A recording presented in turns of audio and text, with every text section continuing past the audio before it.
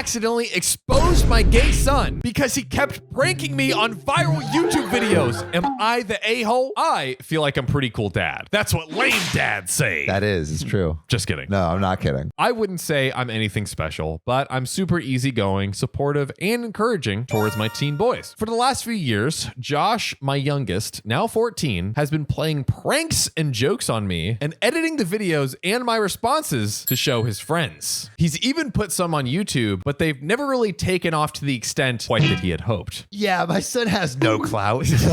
Everything has been fairly harmless, and I've never had an issue being the brunt of his pranks. I have, though, been secretly plotting my revenge. And he's going to start his own YouTube channel. I'm going to be the Mr. Beast of dad pranks.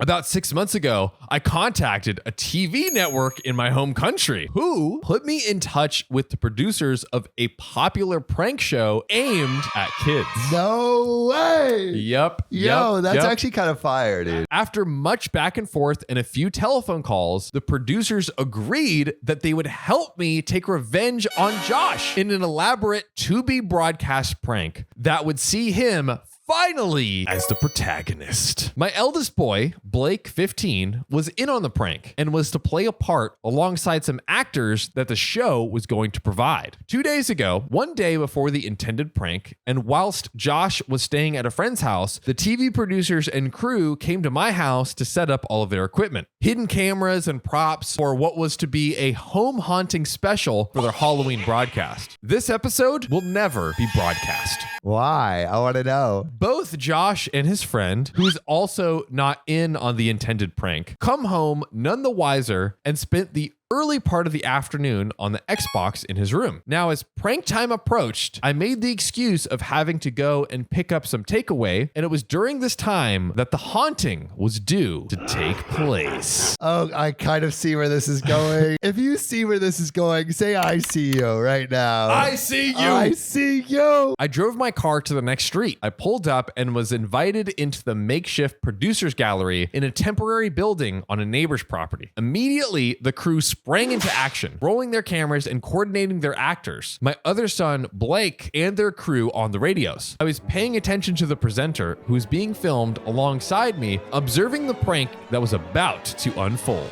When all of a sudden, I heard the words, "Terminate! Terminate! Terminate!" What about cut? No, that terminate is like, stop. It was screamed from the seat beside me. I thought this was part of the show, and I giggled with delight as I took my attention off of the presenter and I faced the camera monitors next to me to watch the prank begin. To see what's going to unfold. You know what's unfolding. You know what's unzipping. To my absolute shock, the hidden cameras at the home were showing my son and his friend engaged in Yikes. They kind of accidentally filmed some illegal shit. Is bad. I froze up for a moment and processed what was going on, and then ran back to the house where I was forced to intervene and tell Josh everything that was happening. I have never seen my kid so absolutely horrified in his life. He went pale, vomited everywhere, and cried uncontrollably for 2 hours. His friend was equally distraught, and I've done my best to keep them as calm as possible while I tried to work out what to do. To say this is a mess is just an insult to the word mess. You wouldn't say it was a mess. You would just say it's a prank, bro. Got him! I'm still not sure that I've done the right thing. I booked a hotel and took both my kids there and left the TV crew under my neighbor's supervision to pack everything up. I dropped Josh's friend at his house, but have not yet discussed the matter with his parents.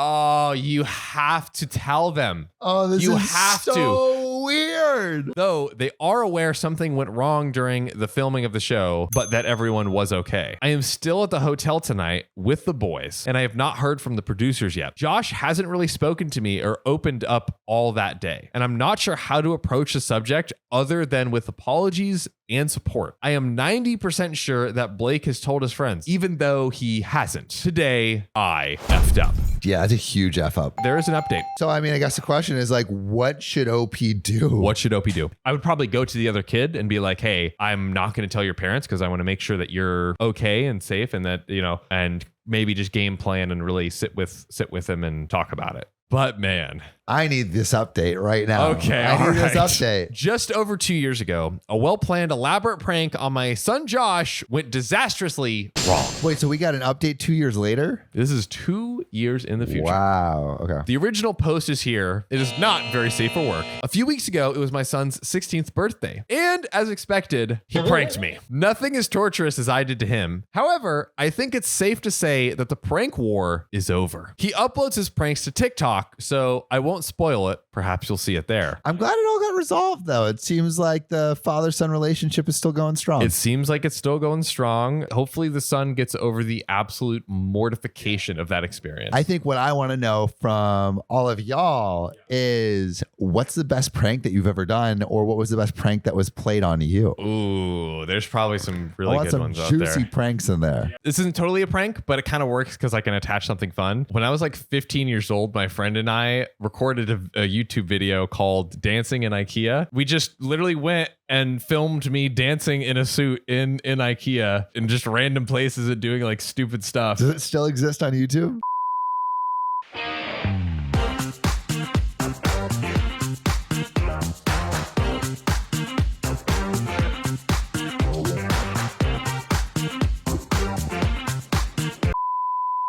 The IKEA manager or like security, whatever, was like, I will find it, you posting it. I will find you. I will like track you down and I will like Murder your whole family. I mean, literally, like, and I'm like, bro, like 15. And we're like stupid, like completely innocuous. And this guy is just being like the biggest asshole on planet Earth. He's trying to exert his executive IKEA power. A hawk attacked me while I was jogging, but I have a trick up my sleeve to destroy this godforsaken bird. Am I the a-hole? It's called a gun. So I was running early in the morning like I've done for years. I had on a day glow yellow beanie and a headlamp, but the headlamp was turned off because I was on a well-lit neighborhood street. As I was running on the sidewalk, I felt this big whack scrape on the side of my head, and it took me a few moments to figure out it was a hawk. Oh my God. He swooped. I tried to grab my head, then flew back before landing on some nearby telephone wires. Needless to say, I screamed my head off and ran as fast as I could. I turned my headlamp up to the sky and turned it on, but still felt pretty freaked out. I'm not at all hurt. The beanie is pretty thick. I'm also totally aware of how ridiculous the story is. Yeah, OP.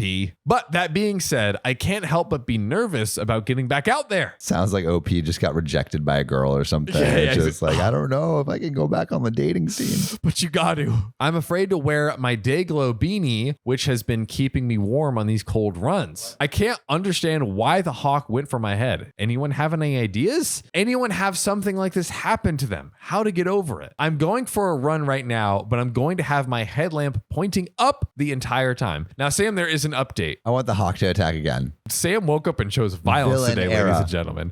But I want to know what solutions you would suggest. Well, to so OP. I mean, one, wear a helmet, maybe. Helmet. But in Australia, a lot of people bike. And when I was living in Australia, when I was younger, on my skateboard helmet, I would put eyes in the back of my helmet so magpies wouldn't attack me, because magpies are like known for attacking people when they're like not looking. And so you have to make it like you're always looking and put eyes on the back of your head. So I would recommend OP put eyes on the beanie, maybe, or wear a helmet. And also put eyes on the helmet.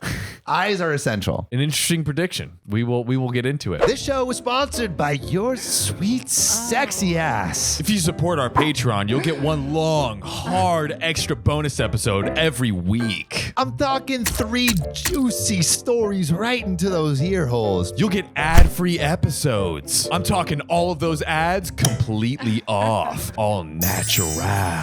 Not to mention, we'll do it together, live, in front of a camera. With Assholes Anonymous, you'll get a chance to talk to us directly and maybe be featured on the YouTube channel. Wait, Sam, not like that. Like the fans get to share their stories with us and other fans, and we get to talk about it, right? And then we'll moon each other at the end. Oh, God. So if you want all that axe ass, support your boys at patreon.com/OKOP show. That's patreon.com/OKOP show. So long story short, I live in an area known for aggressive/territorial owls. I run early in the morning, and during the winter, I've had to deal with owl swoopings and head grab. I've been attacked a total of 4 times. Yo. Twice actual contact, 2 very close swoops. I feel like owls, are just saying like, hey, this is our turf. Get the fuck out. I was desperate to find a solution and reached out to the community and the bird subreddit. A few users actually suggested sewing eyes on the back of my hat. I called it. I so called it. There you go. Your boy knows fucking birds. Wait. Yeah, I was attacked by a few birds in Australia. What's up? Uh-oh. What's up? They didn't do it, though. I was jumped into the bird gang. That's right.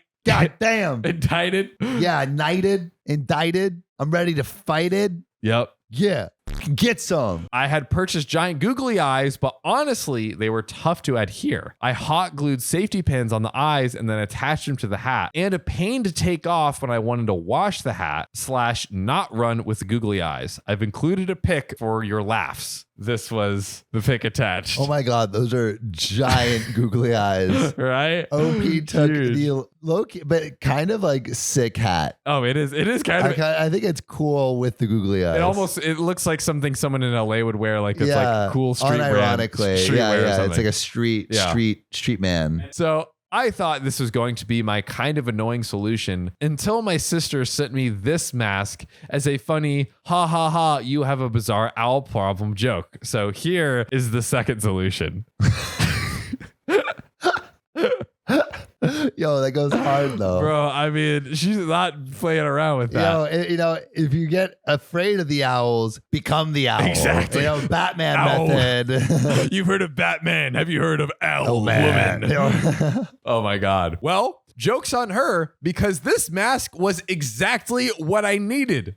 With its easy elastic band and flimsy plastic front, the mask easily fits on the back of my head. You're joking. Man's running with an owl mask? Nope. It's also easy to remove. So if I'm on a long run that seeps into the daylight, I can take it off instead of being that weirdo runner lady with a backward mask on. And you know what? It works.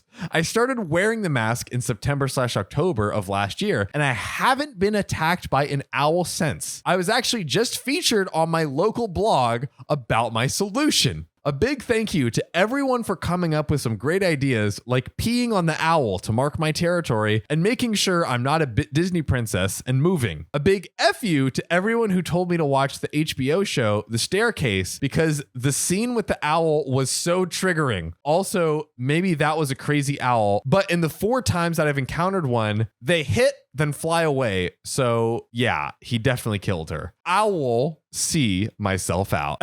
Hey, good note to end on. Wow. Yeah. I mean, that is a real thing that happens. Like birds do attack you if you're running, through their territory.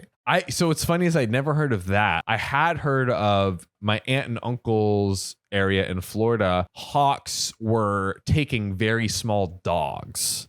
Hawks? And I'm talking about taking, like they're gone. Yeah, I mean, that happens in Topanga. Oh, in LA. Yeah. You got to be careful because there'll be birds that will take your dog away, and coyotes too. Yeah. More coyotes, I guess, than the hawks. But if it's super small, like one of those little rat chihuahua dogs. I'm about to sue my university into oblivion. They keep charging me more money, demanding I sign random things and stealing my shit.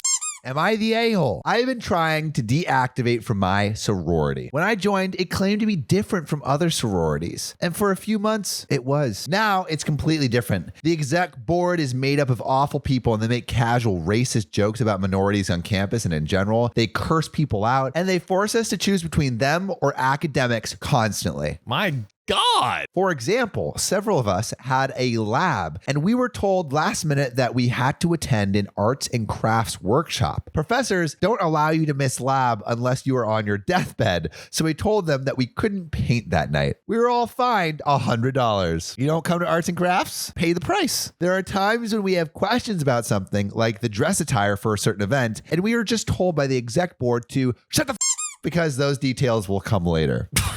I hate being part of this, so I wanted out. When I arranged to meet the president, I was told that I had to pay hundreds in dues to quit. I was told I would have to order shirts that are expensive with our letters on them, but I wouldn't be able to keep them. I would just have to order them. I would also have to order the pin of my colony that I wouldn't be able to keep either. Those pins start at $100. She said that I would also have to return everything that has the letters of the sorority on it, although I paid hundreds of dollars for this. I even have to give back a pen that I was given when I got in. It ran out of ink and I probably threw it away. I also have to pay all of the dues for the rest of the semester, even though I don't want to be in it anymore and won't be participating. I'm being fined left and right for missing events like a Disney movie night over a meeting that my professor told me that I couldn't miss with him. The board has told me that unless my balance with them is $0 and I do all of the above, I also won't get my transcript when I graduate, so I can't apply to grad school. So in addition to the money, they're just trying to screw over her future. I'm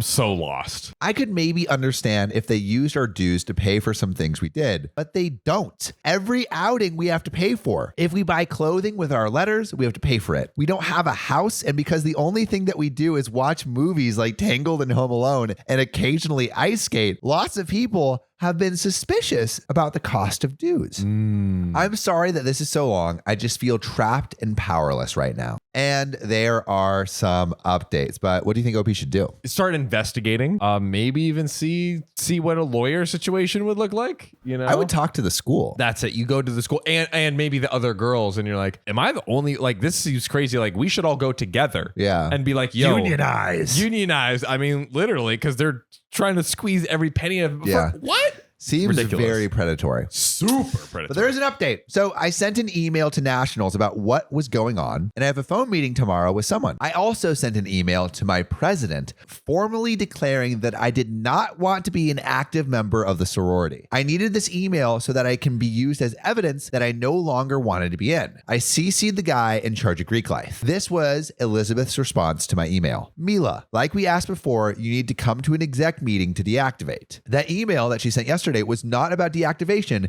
and it was about me meeting with her about missing an event. And then when I asked for paperwork, it became a board meeting. I sent her this. Elizabeth, can you please provide text or emails that state that I had to go to a board meeting in order to deactivate? This was not part of the conversation that we originally had in terms of me deactivating. Smart. So I'm waiting on her response as well as my phone meeting with the person from Nationals. If I go to an exec meeting, things will go bad. I'll be closed off in a room where they'll force me to give up my property and maybe sign some bull.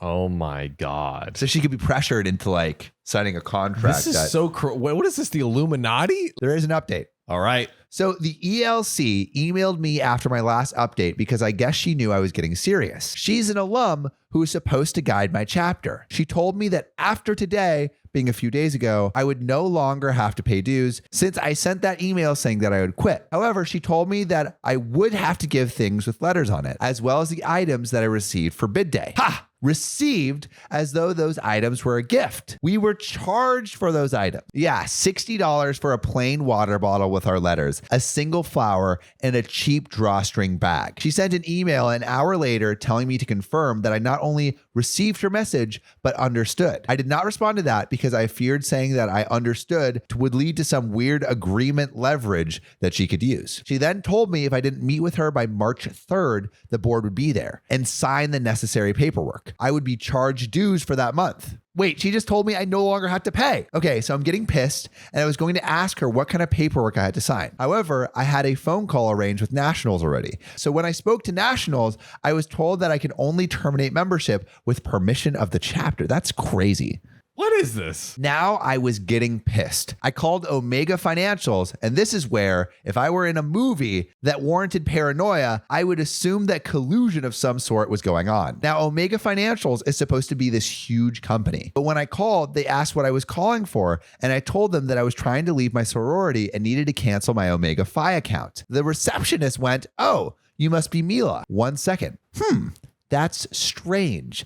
Out of the thousands of accounts you have, how would you recognize me by the situation alone? That really isn't that unique." A few seconds later, I was told, "Hi, Mila. So we can't really terminate your account unless the chapter at insert school name authorizes us to do so." How the hell did she know my school name? I didn't even tell her what state I was in. What's your guess? I mean, it sounds like the Omega platform is the like ultimate like bad guy pulling all the strings, and they're using the sororities as a front, maybe? I think the meeting that she got with the person that was high up is fake. And it's just one of the higher ups in her own sorority. I was pissed that even after I explained everything to her, she said that my scammy chapter had to authorize a release. She told me to call when I get the permission of my chapter, and I told her that I'll have my lawyer call me next time. Her tone changed, but I was pissed, and I thought if they were doing this to me, then who else was getting scammed? Truly. I have meetings with several different law firms on Monday who are surprisingly interested in my case. And although paying them is going to be more than my dues and clothing, it's the principle. They need to know what they're doing isn't right. I'm not supposed to be this stressed. I'm supposed to be celebrating my last semester of college, my acceptance to Harvard Med. Hey, give it up. And just being alive. This bull is ruining what is supposed to be a great time in my life. Wow. Well, hey, congrats, OP. That was a nice little surprise at the end there. Yeah, Harvard Med. Not bad. Not bad. You could do better, though. Just kidding.